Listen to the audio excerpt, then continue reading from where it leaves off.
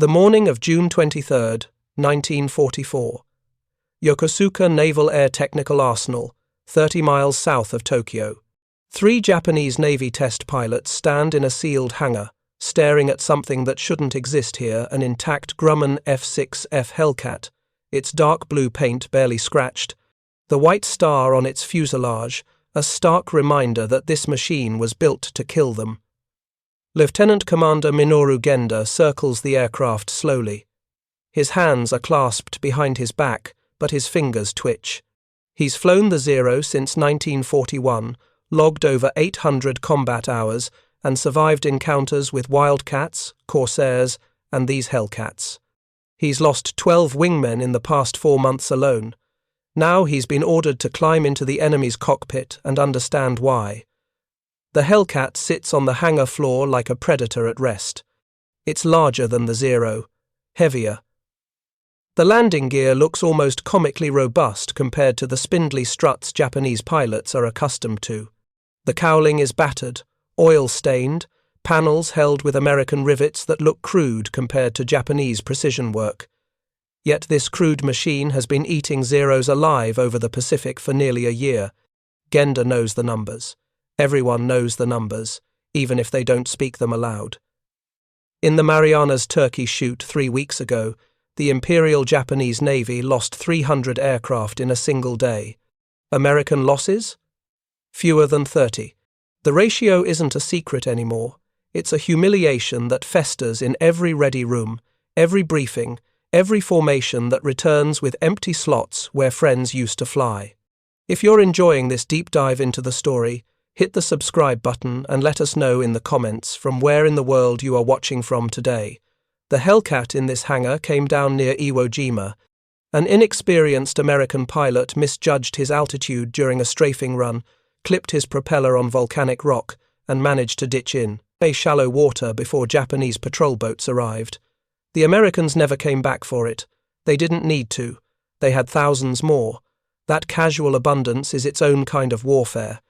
Genda has seen the intelligence reports. American factories are producing Hellcats at a rate of over 500 per month. Grumman's Bethpage plant alone turns out aircraft faster than Japan can train pilots to replace losses. The Zero, the aircraft that once symbolized Japanese air superiority, requires skilled craftsmen hand-fitting components.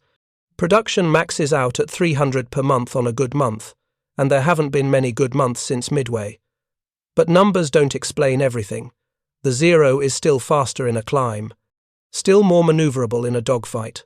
Japanese pilots train in aerobatic precision that American flyers can't match. So why are they dying at ratios approaching 20 to 1? Genda steps closer to the Hellcat's wing and raps his knuckles against the surface. The sound is solid, dull. He does the same to a Zero parked 30 feet away.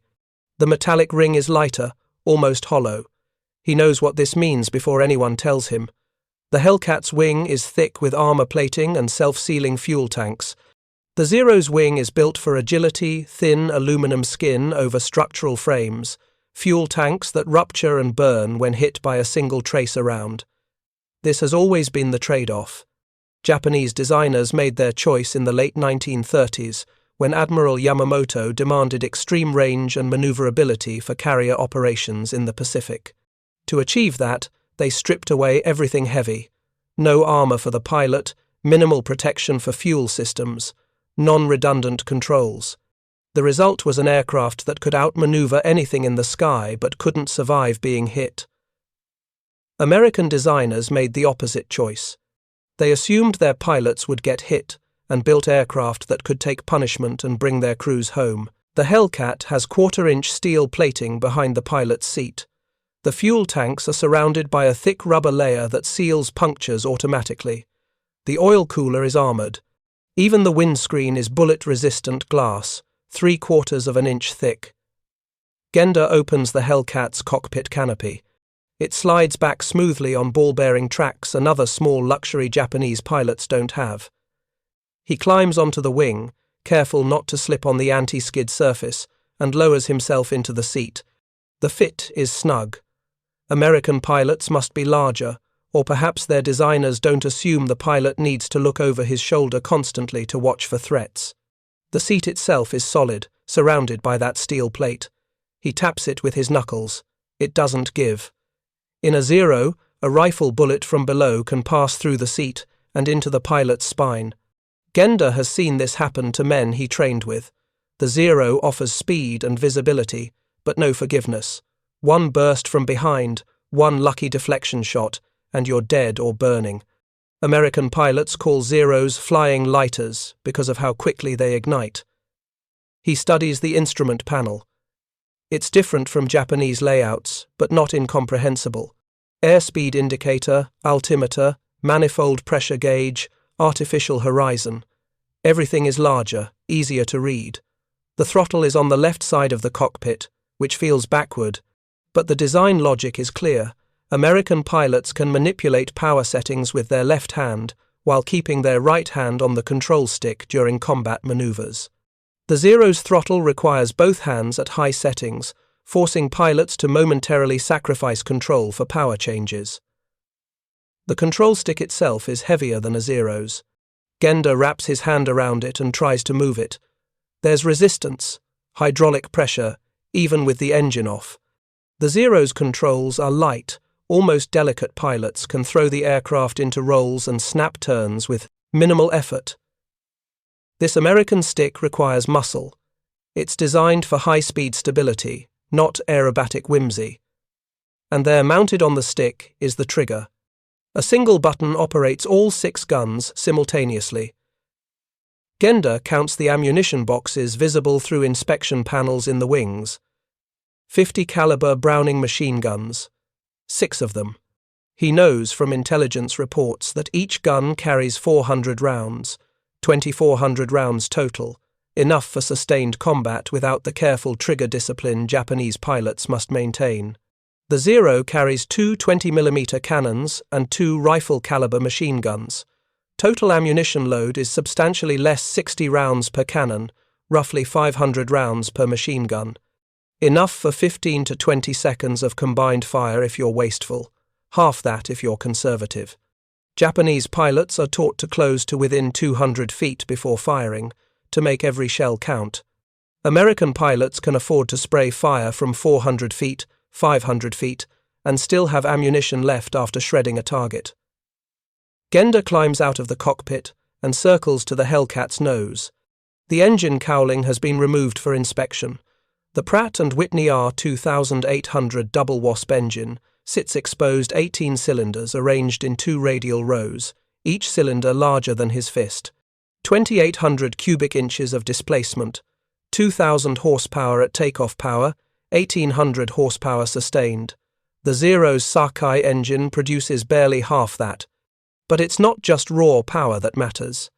Chief Engineer Nakamura from the Technical Evaluation Team points to the engine's accessory section, the mass of pumps, generators, and control mechanisms mounted to the rear of the power plant.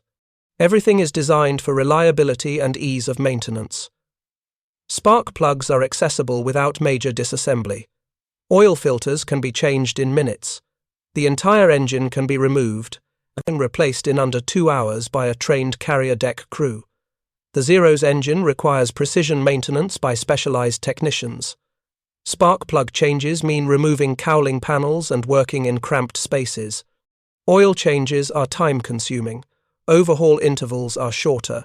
In the sustained carrier operations of 1944, where American task forces launch strikes for days without pause, maintenance speed matters as much as combat performance. Nakamura hands Genda a technical document translated from English, the Hellcat's pilot manual, recovered from the aircraft. It's thick, printed on decent paper, spiral-bound for durability. The technical specifications are listed plainly. Maximum speed 380 miles per hour at 17,500 feet. Service ceiling 37,300 feet. Combat range 1,090 miles with external tanks. The Zero's maximum speed is 331 miles per hour, nearly 50 miles per hour slower. Service ceiling is slightly better, but that advantage means little when American pilots refuse to engage in climbing dogfights. They've learned to use the Hellcat's advantages, dive on Zeros from above, make a single high-speed pass with all 6 guns firing, then extend away using superior power and speed. If the Zero survives and tries to pursue, the Hellcat can simply outrun it in level flight or outdive it without fear of structural failure. Japanese pilots can't chase, they can only react, and if they're hit during that reaction, the lack of armor means they don't get a second chance.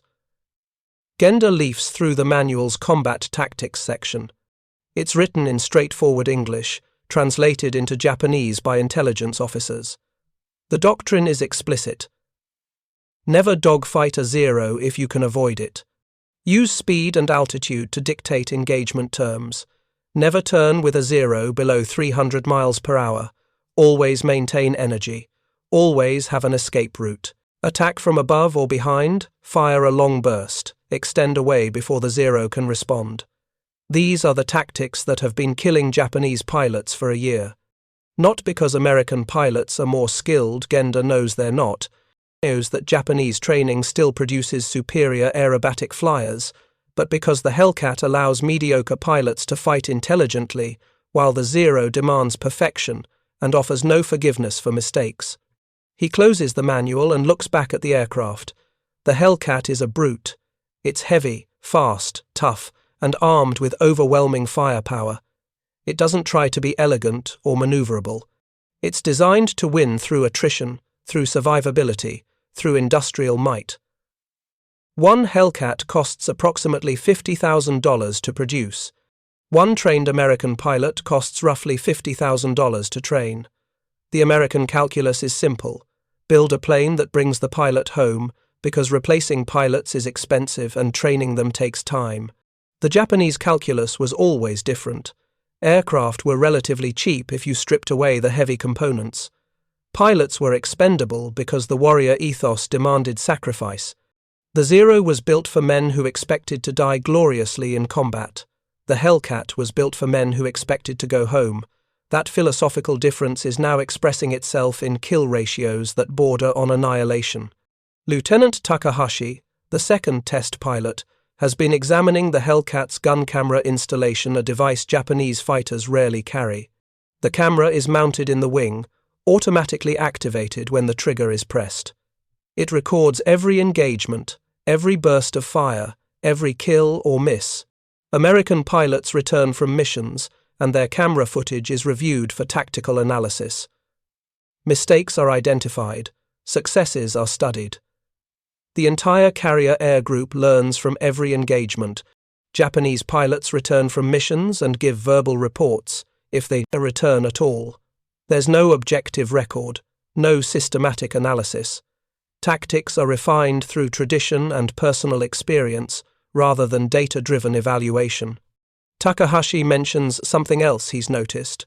The Hellcat's radio is sophisticated, crystal clear, with multiple channels and a reliable intercom system connecting the pilot to his carrier. Japanese radios are notoriously unreliable, prone to static and interference. Combat coordination suffers. American formations can adjust tactics mid-flight, respond to threats in real time, and call for help when needed. Japanese formations often fly in radio silence or with such poor communication that tactical coordination breaks down under pressure. Every small advantage compounds. Better radios mean better coordination. Better guns mean more kills per engagement. Better armor means more pilots survive to fly again. Better maintenance means higher sortie rates. Better production means losses can be replaced. The Hellcat isn't superior because of one brilliant design feature. It's superior because every design choice reinforces every other design choice in a coherent philosophy of industrial warfare. Genda runs his hand along the Hellcat's fuselage one more time before stepping back. He's going to fly this aircraft tomorrow morning. He's going to test its speed, its handling, its gun convergence patterns.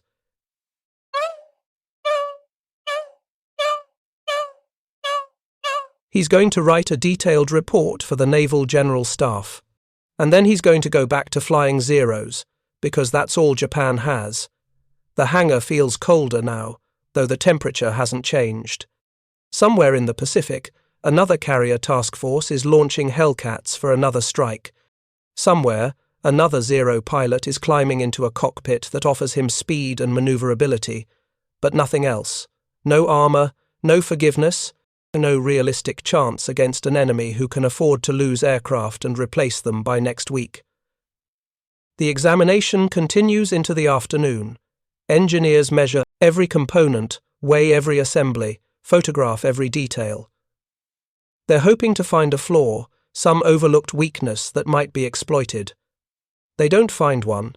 The Hellcat is exactly what it appears to be, a competent, rugged, mass-produced fighter designed to win through attrition. By evening, the technical team has compiled preliminary notes. The Hellcat's empty weight is 9,200 pounds, nearly twice the Zero's 4,844 pounds. That weight penalty buys survivability, firepower, and range. In the algebra of combat, those qualities matter more than the Zero's superior maneuverability, because modern air combat isn't won by aerobatic dogfights at low speed. It's won by positioning, firepower, and the ability to survive mistakes. Genda leaves the hangar as the sun sets over Yokosuka. He doesn't speak to the other pilots. There's nothing to say. They all understand what this examination has revealed. Japan is losing the air war not because its pilots lack skill or courage, but because its aircraft embody a philosophy of warfare that industrial America has rendered obsolete. Tomorrow he'll fly the Hellcat.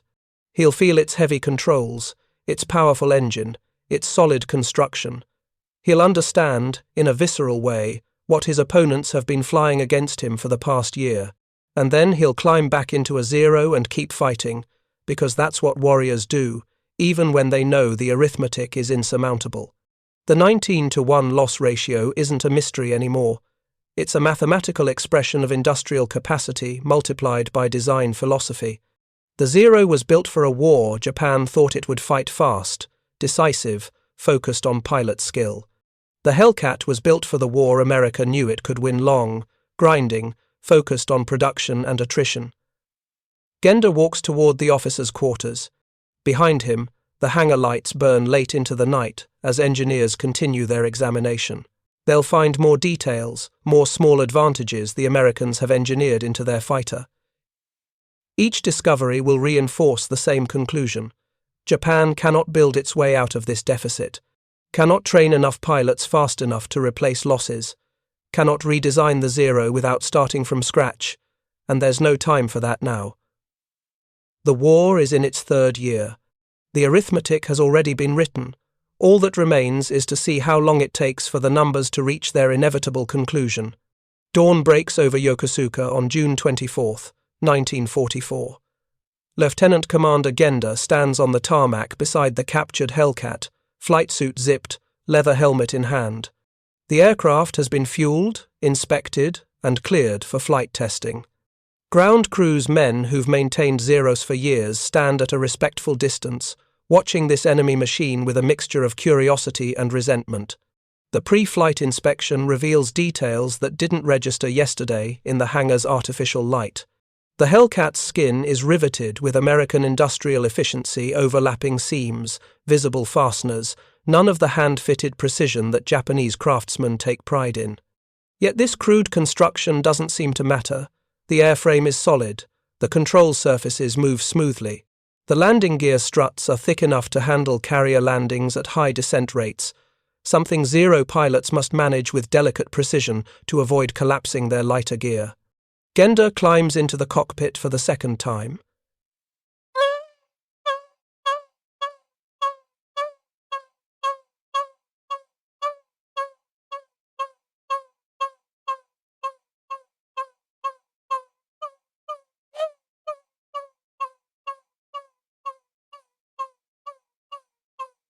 Everything is positioned for quick access during combat throttle, mixture control, propeller pitch, gun trigger. The Americans have designed this cockpit for pilots who might be afraid, who might be injured, who might be distracted by someone trying to kill them. The Zero's cockpit assumes the pilot will maintain perfect composure under fire. He runs through the start sequence as translated from the pilot's manual. Battery on, fuel selector to main tanks, mixture rich, propeller full forward, throttle cracked open half an inch. The R2800 engine turns over on the first try, 18 cylinders firing in sequence, the sound deeper and more powerful than the Sakai's higher-pitched roar. The propeller blades are huge, over 13 feet in diameter, pulling massive volumes of air with each revolution. The engine settles into a smooth idle, oil pressure rises into the green. Cylinder head temperatures stabilize. Every gauge works, every system responds as designed. This aircraft was maintained by American carrier deck crews working in combat conditions, yet everything functions perfectly.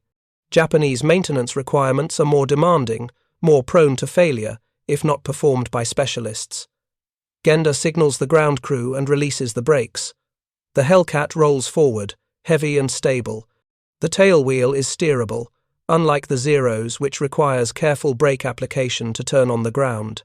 Another small advantage that adds up during carrier operations: faster taxi times, less wear on brakes, fewer ground handling accidents. He reaches the runway and performs his final checks. Control surfaces respond correctly. Engine instruments are stable. The canopy slides closed and locks with a solid mechanical click. Through the thick, bulletproof windscreen, visibility is good, better than he expected given the protective glass. American pilots can see clearly while remaining protected from small arms fire that would kill a Zero pilot instantly. Genda advances the throttle to take off power. The Hellcat accelerates harder than any Japanese aircraft he's flown. The engine's 2,800 cubic inches of displacement translate into raw, overwhelming thrust. The tail lifts after 300 feet. The main gear breaks ground at 450 feet, a short takeoff roll, despite the aircraft's 9,000-pound loaded weight. Climb performance is impressive. The Hellcat ascends at over 3,000 feet per minute at sea level, comparable to a Zero despite being twice as heavy. But there's a difference in how it climbs. The Zero feels light, responsive, like a trained horse, eager to respond. The Hellcat climbs like a locomotive on rails, powerful and inexorable, but requiring firm inputs to change direction. At 8,000 feet, Genda levels off and begins the evaluation sequence. First test, maximum speed. He pushes the throttle to the stop and sets propeller pitch for high-speed cruise. The Hellcat accelerates smoothly, the airspeed indicator climbing past 250 miles per hour, 280, 300. At 320 miles per hour, the acceleration slows but doesn't stop. 340, 360. The aircraft is stable, no buffeting, no control issues. He reaches 375 miles per hour in level flight at 8,000 feet before backing off the throttle. A Zero at this altitude tops out around 310 miles per hour. The 50-mile-per-hour difference means American pilots can always disengage from combat if things go badly. Japanese pilots cannot chase, cannot force an engagement if the Hellcat pilot decides to leave. This single performance characteristic fundamentally alters combat dynamics. The Americans can choose when to fight and when to run. The Japanese can only wait and hope the Americans choose to engage on disadvantageous terms. Second test. Maneuverability. Genda rolls the Hellcat into a hard right turn, pulling back on the stick. The aircraft responds, but not like a Zero. The controls are heavy, requiring sustained pressure to maintain high G turns. The turn rate is adequate but not exceptional. He tries a reversal hard left, then snap back right. The Hellcat responds, but there's a lag, a moment where the aircraft's momentum must be overcome before the direction changes. In a traditional turning dogfight, the Zero would win easily, but Genda now understands why American pilots are trained never to enter such engagements. The Hellcat's advantages lie elsewhere: in speed, in firepower, in the ability to survive hits that would destroy a Zero. American doctrine has evolved to exploit these strengths, while avoiding situations where Japanese maneuverability matters. Third test. High-speed handling. He pushes the nose down into a steep dive, letting the airspeed build past 400 miles per hour. The Hellcat remains rock solid, no flutter, no control stiffening, no structural concern. He pulls out of the dive with firm back pressure on the stick 4Gs, maybe 5. The airframe handles it without complaint.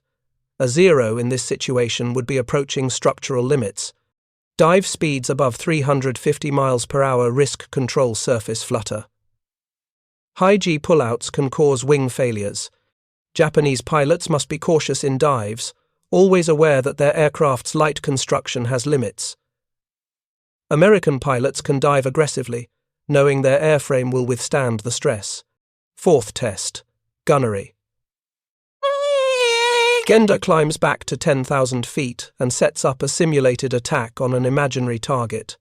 He rolls inverted, pulls through to align with his theoretical opponent, and presses the trigger.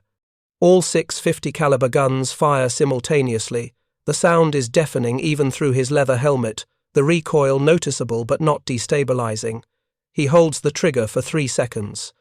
18 seconds of ammunition remain after this single burst. The guns are harmonized to converge at 300 yards, close enough for effective fire, but far enough that American pilots don't need to press attacks to point-blank range. The volume of fire is overwhelming. 240 rounds just expended in 3 seconds, each 50 caliber bullet capable of tearing through aluminum skin, severing control cables, puncturing fuel tanks, killing pilots.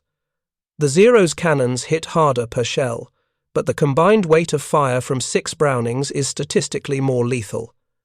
And with 2,400 rounds available, Hellcat pilots can afford multiple engagement attempts, correcting aim between bursts, walking tracers onto target through sheer volume. If you find this story engaging, please take a moment to subscribe and enable notifications.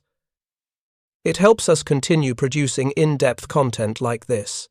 Genda completes the test sequence and turns back toward Yokosuka. The fuel gauge shows half tanks remaining enough for another hour of flight. The Hellcat's range with internal fuel is over 1,000 miles.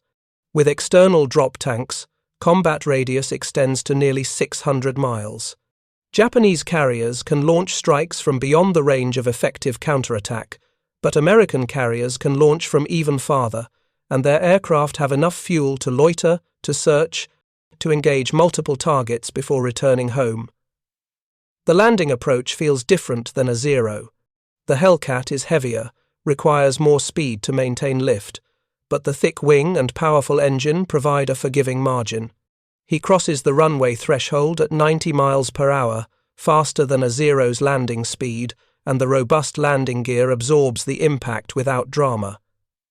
In carrier operations, this durability matters immensely. Hard landings that would collapse a Zero's gear are routine for the Hellcat.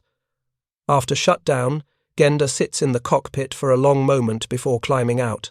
He's just flown the aircraft that's been killing his friends for a year. He understands it now, not just intellectually from examination, but viscerally from experience. The Hellcat is everything the Zero is not. Heavy instead of light, rugged instead of delicate, forgiving instead of demanding, crude instead of refined. And it's winning because those qualities matter more in the kind of war this has become. The technical team gathers for debriefing that afternoon. Genda's report is detailed, professional, devoid of emotion.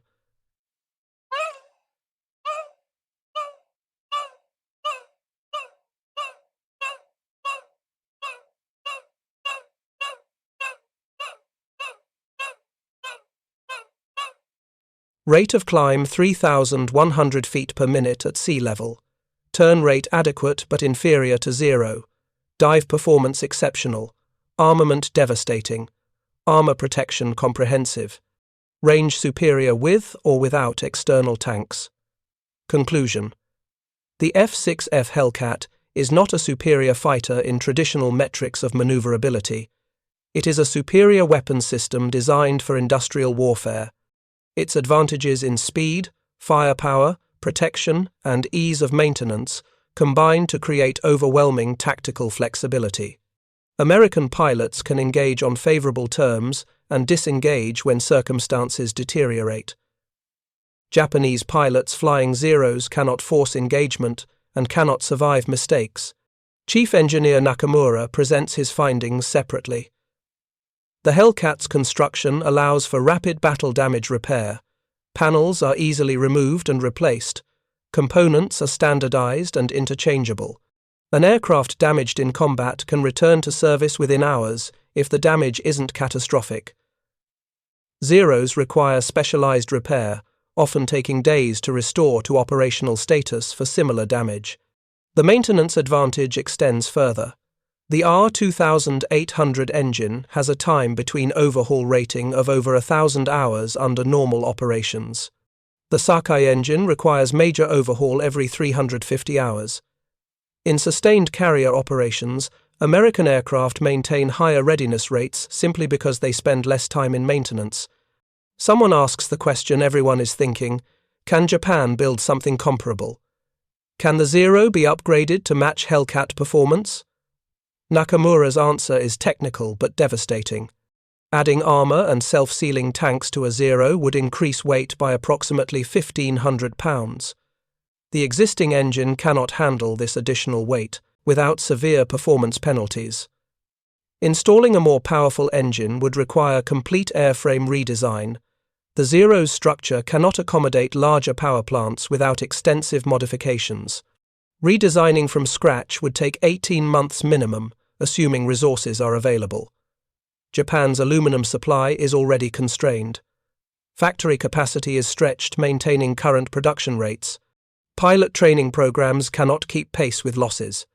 Even if a superior design could be completed by late 1945, there wouldn't be enough trained pilots to fly it, enough fuel to operate it, or enough carriers to launch it from. The mathematics are simple and brutal. America is producing 7,000 combat aircraft per month across all types. Japan is producing less than 2,000. American pilot training programs graduate thousands of qualified aviators every month. Japan's programs have been shortened by necessity, producing marginally qualified pilots who die in their first or second combat missions. The loss ratios reflect this industrial disparity. For every Hellcat shot down, 19 Zeros are destroyed. Some of those 19 are lost to Hellcats. Others fall to Corsairs, to anti-aircraft fire from ships that carry more ammunition than Japanese vessels can store, to accidents caused by poorly maintained aircraft or insufficiently trained pilots, to fuel exhaustion because tankers bringing oil from the Dutch East Indies keep getting sunk by American submarines. The war has become a mathematical inevitability. Japan cannot produce fast enough, cannot train thoroughly enough, cannot resource adequately enough to match American industrial output. The Zero was designed for a different kind of war, short, decisive, won by superior pilot skill and aircraft maneuverability. That war ended at Midway. What remains is industrial attrition, and Japan lacks the industrial base to win that kind of conflict. Lieutenant Takahashi raises another point during the debriefing. The Hellcat's pilot manual includes emergency procedures for virtually every conceivable system failure: engine fire, hydraulic failure, electrical problems, combat damage. Each scenario has documented procedures designed to maximize survival.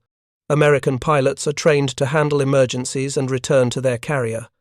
The culture assumes pilots are valuable assets worth recovering. Japanese training emphasizes attack commitment over survival. Pilots are taught to press attacks regardless of damage, to accept death as honorable if it achieves mission success. The cultural difference manifests in survival rates. American pilots shot down over water have a reasonable chance of rescue by submarines or flying boats positioned for that purpose. Japanese pilots shot down over water usually die because the Imperial Navy doesn't allocate resources for rescue operations. Over time, this philosophical difference creates a widening experience gap. American squadrons retain experienced pilots who survive multiple combat tours, gradually improving unit effectiveness.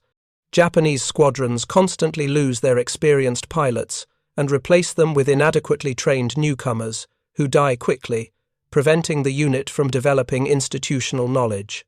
The Hellcat examination has revealed something more troubling than tactical disadvantages or performance gaps. It's exposed a fundamental mismatch between Japanese military philosophy and the requirements of modern industrial warfare. The Zero was built for samurai individual warriors whose skill and spirit could overcome material disadvantages. The Hellcat was built for factory workers, mass-produced, reliable, effective in the hands of average pilots. In 1941, Japanese philosophy seemed vindicated. Zeros dominated the skies over Pearl Harbor, the Philippines, Singapore. Superior pilot training and aircraft maneuverability won early battles decisively. But by 1944, those early victories have been ground down by American industrial capacity. For every skilled Japanese pilot killed, America trains 5 adequate replacements. For every Zero lost, America builds 20 Hellcats. The examination concludes with no actionable recommendations. Build better aircraft, but there's no time or resources. Train pilots more thoroughly, but there's no fuel for extended training, and losses are mounting faster than training programs can compensate. Develop new tactics, but tactics cannot overcome fundamental performance and protection gaps. Genda writes his final report that evening. It's comprehensive, factual, and implicitly hopeless. He documents every technical detail, every performance metric, every tactical implication. The report will be forwarded to the Naval General Staff, where it will join dozens of other reports documenting the same conclusion from different perspectives.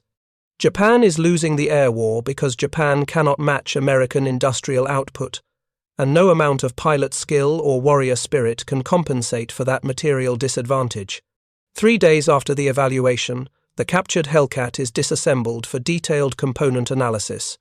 Engineers measure every structural member, photograph every assembly technique, analyze the aluminum alloys used in construction. They're searching for manufacturing shortcuts that might allow Japan to produce something similar with limited resources. They find none. The Hellcat is built with generous material margins and robust construction throughout. There are no clever shortcuts, no vulnerable design compromises. It's simply a competent aircraft built by a nation with unlimited access to aluminum, steel, and skilled labor. Japan cannot replicate this approach because Japan lacks those resources. By July, intelligence reports indicate American Hellcat production has increased again. Grumman's factories are now producing over 600 aircraft per month. Newer variants feature upgraded engines producing 2,200 horsepower continuously, improving performance further. By contrast, Japanese aircraft production is declining as raw material shortages and bombing raids on factories reduce output. The examination of one captured Hellcat has revealed the entire strategic picture in miniature. American wealth, industrial capacity, and design philosophy have combined to create a weapons system that Japanese industry cannot match and Japanese tactics cannot counter. The Zero's advantages in maneuverability and climb rate are irrelevant when American pilots refuse to dogfight and can always disengage using superior speed. Lieutenant Commander Genda returns to operational flying in August 1944. He's assigned to defend the Philippines as American forces prepare for invasion.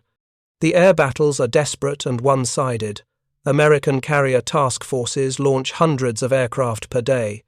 Japanese defenders scramble whatever aircraft can still fly, piloted by whoever has basic qualifications. The loss ratios continue to worsen. 20-1 becomes 25-1 in some engagements. Experienced Japanese pilots die protecting novices who die protecting no one. Zeros still occasionally shoot down Hellcat's perfect deflection shots, lucky hits on unarmored sections, mid-air collisions during desperate ramming attacks. But these victories are statistically insignificant against the tide of American aircraft that keep coming, day after day, launched from carriers that seem to multiply every week. Genda survives the Philippines campaign, but his squadron is decimated. Of 36 pilots who began the defense, 4 remain alive by November. The survivors are reassigned to Japan itself, preparing for the inevitable homeland defense. There are no more Zeros available, the few remaining operational aircraft are held in reserve for special attacks.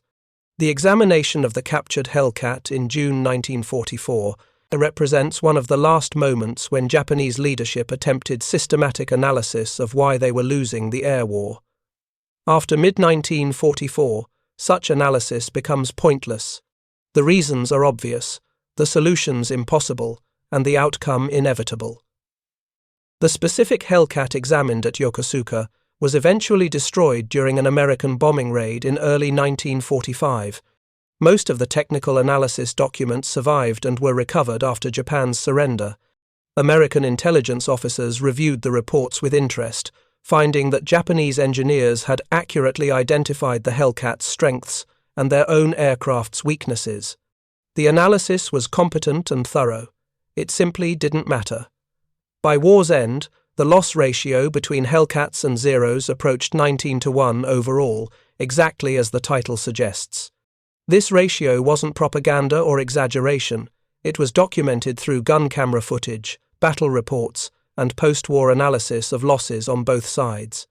The Hellcat claimed over 5,600 aerial victories during the war, while losing fewer than 300 aircraft to enemy action. The Zero, once the symbol of Japanese air power and the terror of Allied pilots in 1941 and 42, ended the war obsolete and outclassed. Not because it was poorly designed, but because it was designed for a war that Japan thought it would fight, rather than the war America was capable of waging.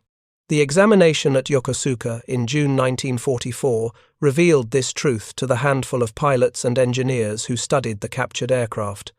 They understood, perhaps for the first time, that they were fighting an enemy whose industrial capacity and design philosophy had made Japanese defeat mathematically certain. Understanding this changed nothing. The war continued for another 14 months, consuming thousands more pilots in both sides in aerial combat that Japan had already lost before it began. Lieutenant Commander Genda survived the war. He never flew a Zero in combat again after the Philippines.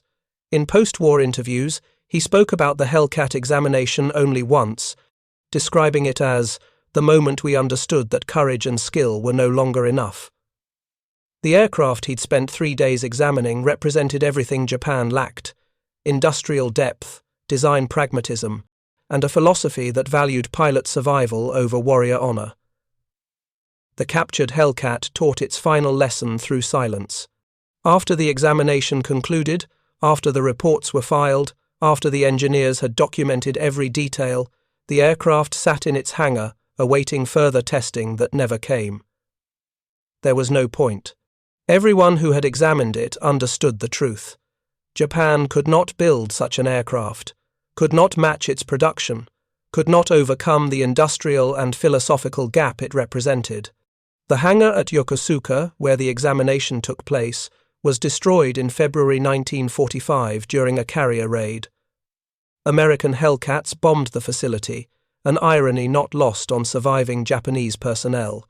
The aircraft that had been examined to understand Japanese defeats helped inflict more defeats. The cycle continued until there were no more Japanese aircraft to defend with, no more fuel to fly them, no more pilots trained to minimal competency. The 19-1 loss ratio wasn't just a number, it was the mathematical expression of industrial warfare's brutal logic.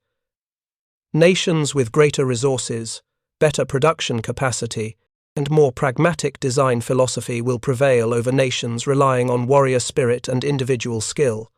The Zero represented the old way of warfare, the Hellcat represented the new. The examination at Yokosuka was the moment when Japanese leadership could no longer deny which approach would prevail. By war's end, over 10,000 Zeros had been built. America produced over 12,600 Hellcats. The difference wasn't merely in numbers, but in what those numbers represented: an industrial base that could outproduce Japan, while simultaneously building bombers, tanks, ships, and every other weapon of modern war. Japan's resources were exhausted maintaining existing force levels. America's resources were so abundant that Hellcat production continued increasing even as victory became certain. The final report on the Hellcat examination, filed in July 1944, concluded with a single paragraph that summarized everything. The F6F Hellcat represents a design philosophy and industrial capacity that the Empire of Japan cannot match with available resources. Tactical recommendations are limited to avoiding engagement where possible and accepting that loss ratios will continue to favor American forces until material circumstances change. Material circumstances never changed. The loss ratios continued worsening. The examination of one captured aircraft revealed the entire trajectory of the Pacific Air War, compressed into technical specifications and performance metrics. Japanese engineers documented their own defeat with precision and professionalism, understanding that knowledge without resources is merely despair, dressed in technical language. Thank you for watching. For more detailed historical breakdowns, check out the other videos on your screen now, and don't forget to subscribe.